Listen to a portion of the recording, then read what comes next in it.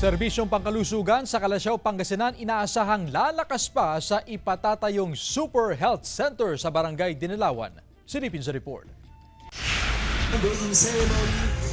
Isinagawa kaninang umaga ang groundbreaking ceremony ng ipatatayong Super Health Center sa Barangay Dinalawan, Kalasyaw, Pangasinan. Ipatatayo ito sa 1,000 square meters na lupain na donasyon ng pamilya Desena. Ang proyekto ay pinunduhan ng 10 milyong piso mula sa Health Facility Enhancement Program ng DOH. To provide quality health care and improve the access for health services. Uumpisahan na ang proyekto sa mga susunod na araw at inaasahang matatapos sa loob ng 6 na buwan. Palalakasin nito ang serbisyong pangkalusugan na hatid ng lokal na pamahalaan. Pag matapos na, meron na siyang ultrasound, x-ray, and ECG. Aside from yung mga naibibigay naming programs sa RH1 and RH2.